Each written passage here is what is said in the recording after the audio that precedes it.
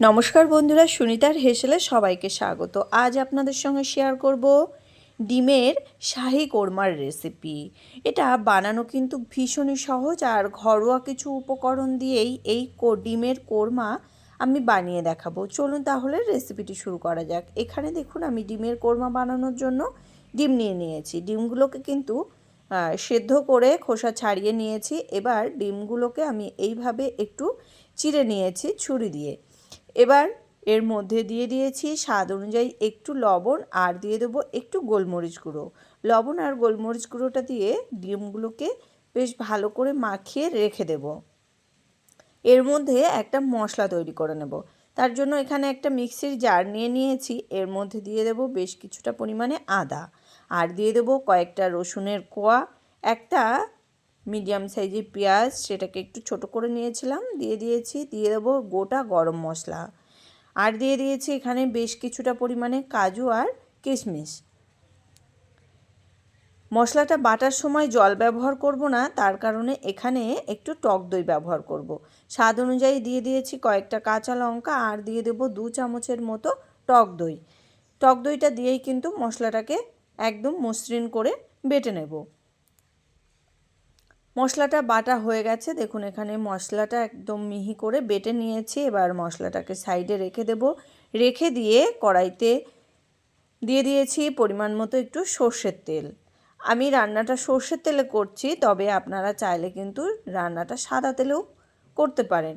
সাদা তেলে করলে একটু সাদাটে ভাব আসে, দেখতেও ভালো লাগে। আমার কাছে সাদা তেলটা ছিল না, সেই কারণে আমি এখানে সর্ষের তেলেই করছি, তবে সর্ষের তেলেও কিন্তু খেতে বেশ ভালো লাগে। তেলের মধ্যে দিয়ে দিয়েছিলাম একটা পেঁয়াজটাকে বেশ একটু ব্রেস্তার মতো করে ভেজে নিয়েছি। হালকা যখন লালচে কালার ধরতে শুরু করবে তখনই কিন্তু পেঁয়াজগুলোকে তুলে নেব। দেখুন পেঁয়াজগুলো ভাজা হয়ে গেছে, এবার এগুলোকে তুলে নেব, কেননা এগুলো রেখে দেওয়ার পরে কিন্তু বেশ 4 থেকে 5 মিনিটের মতো এগুলো কুকিং প্রসেসটা চলতে থাকে, সেই কারণে। ওই তেলের মধ্যেই দিয়ে দিয়েছি ম্যারিনেট করে রাখা ডিমগুলোকে বেশ নাড়াচাড়া করতে করতে একটু লালচে কালার করে কিন্তু ভেজে নিতে হবে। ডিমগুলোকে এইভাবে নাড়াচাড়া করতে করতে লালচে কালার করে কিন্তু ভেজে নিয়েছি। এবার ডিমগুলোকে তুলে নেব।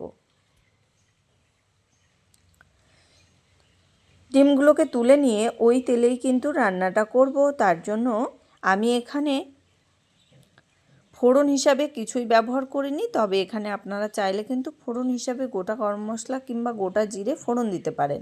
আমি তেলের মধ্যেই একটু কাশ্মীরি লঙ্কার গুঁড়ো দিয়ে দিয়েছিলাম।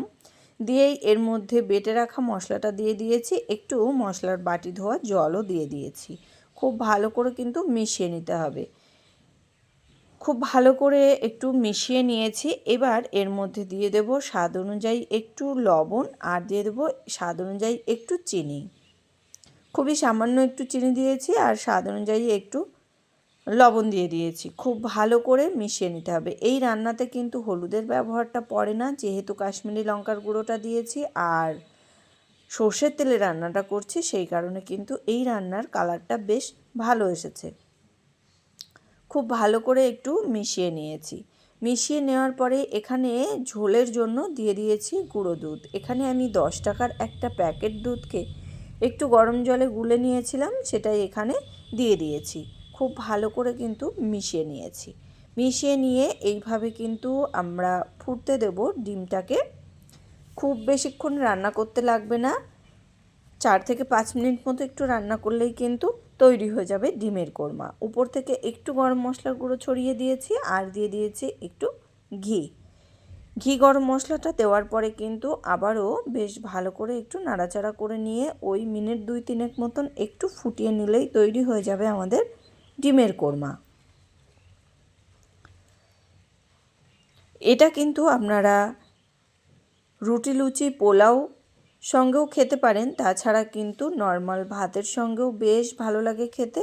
এখানে কয়েকটা কাঁচা লঙ্কা দিয়ে দিয়েছি, আর উপর থেকে একটু বেরেস্তা ছড়িয়ে দিয়েছি।